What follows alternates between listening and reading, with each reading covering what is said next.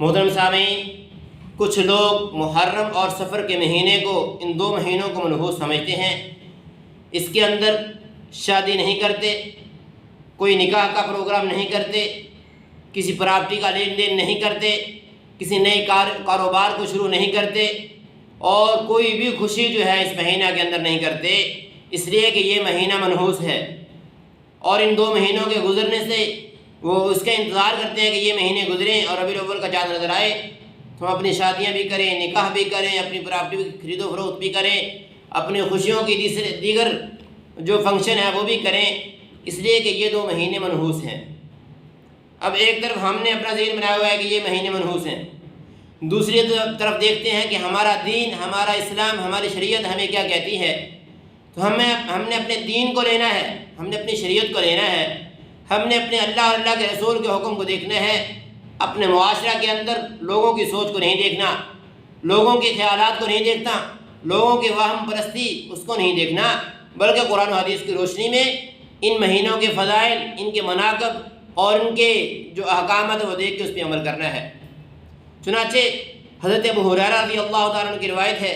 فرماتے ہیں کہ رسول اللہ صلی اللہ علیہ وسلم نے فرمایا، قال اللہ تبارک و تعالی، حدیث قدسی ہے کہ اللہ رب العزت فرماتے ہیں، یؤذینی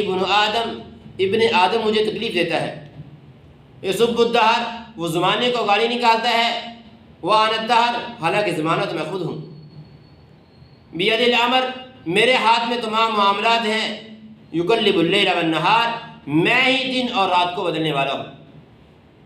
تو اس لیے اللہ رب العزت کو آدمی وہ تکلیف دیتا ہے جو اللہ کے زمانے کو گالی نکالتا ہے، اللہ کے زمانے کے بارے میں کہتے ہیں یہ برا زمانہ ہے، اس لیے کہ اللہ تعالیٰ نے خود زمانے کو پیدا کیا۔ اللہ تعالیٰ خوشی دینے والے بھی ہیں، غمی دینے والے بھی ہیں، اللہ تعالیٰ انسان کے معاملات کو دیکھنے والے ہیں، اس لیے جو آدمی زمانے کو برا بھلا کہتے ہیں، سفر اور محرم کو برا بھلا کہتے ہیں، تو گویا کہ وہ اللہ کے فیصلے پہ اعتراض کر رہا ہے۔ ایک حدیث مبارکہ کے اندر آپ نے صلی اللہ علیہ وسلم نے فرمایا، لا عدوى ولا طیرۃ ولا حامۃ ولا سفر، کہ نہ ہی ایک کی بیماری دوسرے کو اللہ کے حکم کے بغیر لگتی ہے، اور نہ ہی پرندہ جو ہے اگر وہ دائیں طرف جائے تو اچھا کام ہوتا ہے، بائیں طرف جائے تو برا کام ہوتا ہے، ولا حامۃ، حامہ کہتے ہیں کہ جو آدمی مقتول ہو جائے،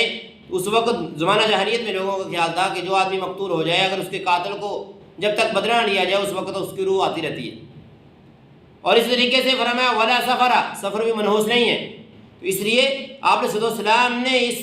عقیدے کی بنیاد کو ختم کیا اور فرمایا کہ یہ مہینہ منحوس نہیں ہے۔ اس لیے ہمیں سمجھنا چاہیے اور اس کو دیکھنا چاہیے کہ یہ مہینہ منحوس نہیں ہے، اس کے اندر ہر کام کیا جا سکتا ہے۔